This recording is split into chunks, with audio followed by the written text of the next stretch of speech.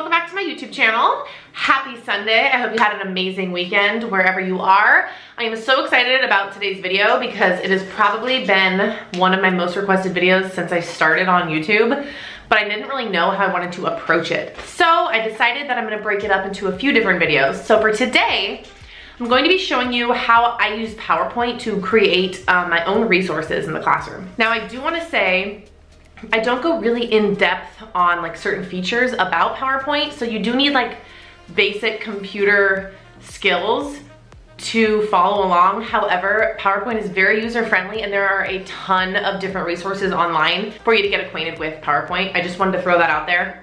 So for this video, I decided to show you 3 different resources that I create daily, weekly in my classroom. The first one I'm gonna show you is just like a very basic writing template, and this can be customized to anything.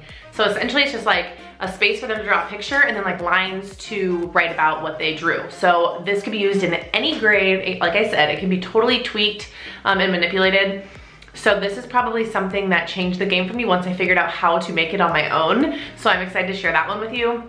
The second one that I'm going to show you, I also use all the time in my classroom, and that is task cards, but I'm not gonna show you how to make the task cards themselves because I usually buy them, but I am gonna show you how to make a recording sheet. So if you have a set of task cards and you don't have a recording sheet, this is a really easy way to make one. And the last thing I'm gonna show you are just some different tips and tricks you can use to make a newsletter for your classroom. So I really hope you guys enjoy. If you have any questions along the way, please leave them down below and I will do my best to answer them. So I'm just gonna go ahead and get this started. If you wanna see how you can use PowerPoint to create resources for your own classroom, keep on watching. Okay guys, so the first thing you're gonna do is obviously pull up PowerPoint, and you have to go to page setup, and we have to make this the size of a printer piece of paper, so 8.5 by 11.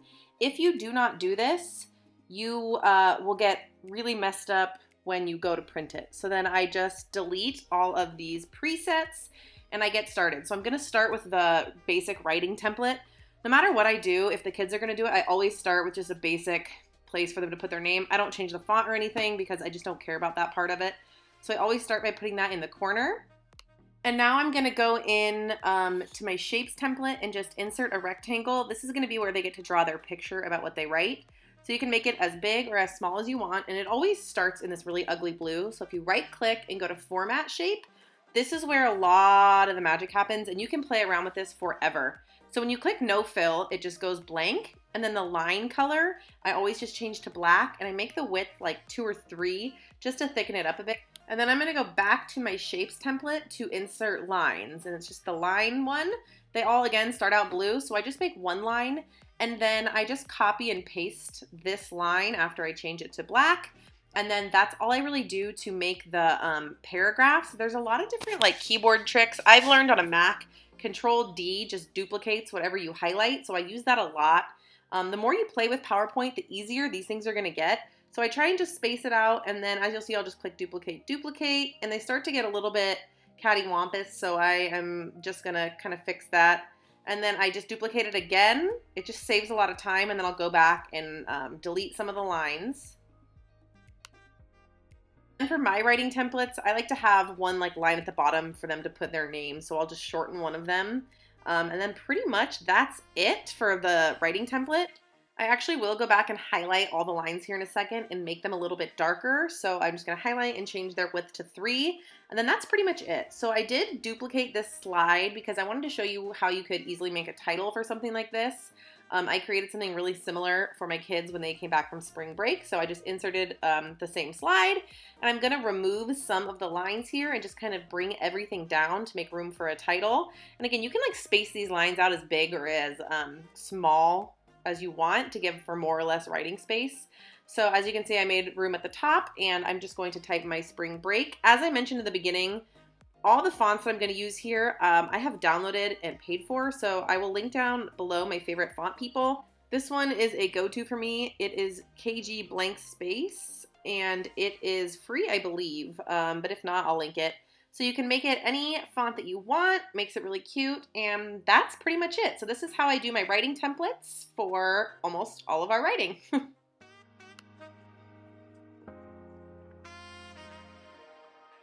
Okay, so for my next one, I'm going to show you how I make my recording sheets for task cards. I use task cards for everything, so once I learned how to do this, it's super customizable, and you can literally tailor it to whatever task card set that you're using. So the first thing I'll do is I will add a text box to create a title. So this was a graphing task card set. So I'm just gonna make that a little bit bigger, and the font I choose here is also free. It's MTF Jumpin' Jack. I believe you can download it off Google. That's a go-to for me. So I'm just going to set the title here, and then after I add my title, I'm going to insert the directions. So just a text box. I like to use a cleaner font for the directions just because I don't know, it's easier for the kids to read. So I have the directions here, and then after I have the directions, I'm going to go ahead and insert a chart. So you're going to go up top and click Insert Table, and for mine, I had 2 columns and I think 10 rows to start out with. So as you'll see, when I insert it, it's going to come up this like ugly blue graph. However, it's really easy to format it. So I just make it the size that I want, and then I highlight everything. So I think you just click Control A or just highlight it. And then up top, you'll see where it says borders. Click the one where you can see that they're all outlined in black, and then you have to click on it. And then as you can see, there was nothing there, so I had to make the fill nothing and then click on the actual border button to make sure that the black lines pop up. And then boom, there you go. You have all of your spaces for the kids to put their answers. I added a row easily just by right-clicking, and then I'm going to go ahead and for my task cards, I used letters. So I'm just going to insert a text box with the letter A and then format it to the to the font and size that I want. And then I'm just going to go ahead and duplicate that, and then you will see that this recording sheet will be nice and filled out.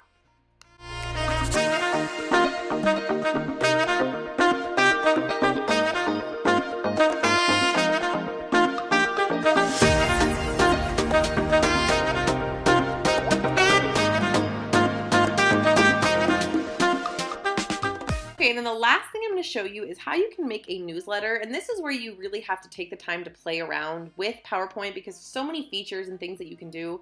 I'm going to show you a couple of just basic ones. So here I'm just adding weekly newsletter. Again, this is KG blank space, one of my faves.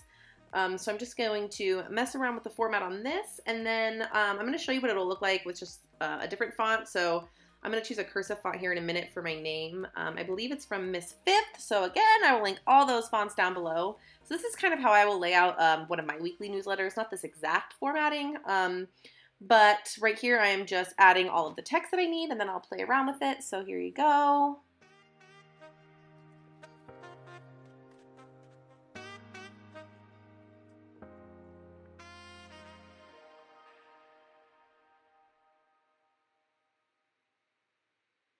Okay, and then I think after this, I'm going to go in with another just rectangle shape because I love to do effects like this when it comes to newsletters. So I'm going to insert a rectangle, hopefully here in a minute. There we go. And then I'm going to use again, right-click, format shape to add different outlines. So I'm going to, again, make the fill blank. So the inside is white, so I can go back and add text to it in a minute. So there we go. And then for the line, I make it black. And then right here below the font size, you can see this guy right here. If you click on it, there's a bunch of different styles that you can use. So here, I'm going to show you a few. There's dashed, there's like dots, there's uneven dash marks, and it just adds like another element, a little texture, which I think is appealing to the eye. So something like that I actually use on my weekly newsletters. So then from there, you can just go ahead and add a text box in the middle. And I usually do one section for announcements.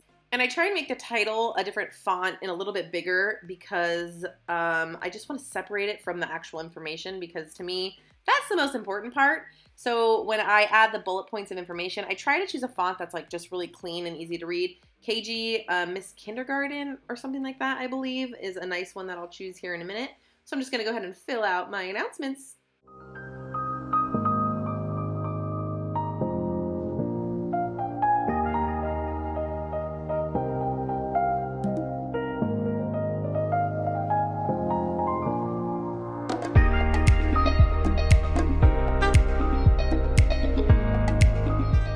Okay, so now I'm just going to show you guys a couple of other fun features. There's so many shapes you can insert.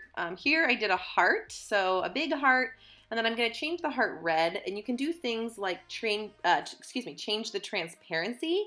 So as you can see, I'm going to do that here in a second. And then when you do that, it's really fun because you can put it behind the text, and it just makes it so much fun. So like I would do something like this for a Valentine's newsletter. There's, again, so many different things you can do on PowerPoint. So here's just an example of a heart. I also love to insert arrows. I use these for several different worksheets. They work really well for like flowcharts and things like that. So here I'm just showing you how you can manipulate and turn the arrow. Hey, what's it pointing to? Interesting. You can also insert pictures. So I'm just going to Google right here and showing you like a smiley face. I'm just going to save it to my desktop. And then once you do that, you can go back to your PowerPoint and then go up to Insert, and you choose Picture from File. And then you can insert any picture that you find off Google or that you download.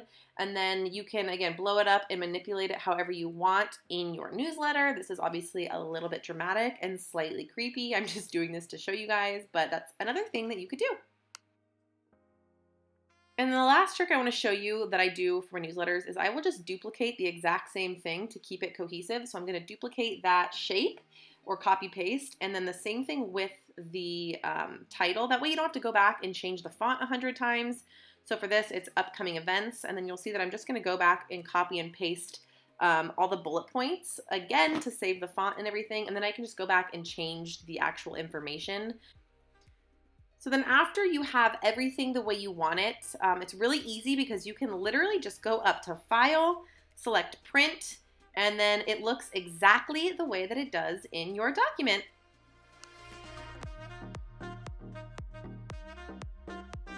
Okay guys, if you made it all the way to the end, thank you so much for watching. Don't forget to give this video a thumbs up if you enjoyed it. If you want to see more videos like this, go ahead and let me know down below. I am going to be making a video very, very similar, all about labels. So that will involve a lot more color, so keep that in mind. If you haven't already, click that little subscribe button. Go ahead and do that on your way out so you don't miss any other videos. Other than that, I love you guys so much, and I will see you in the next video. Peace.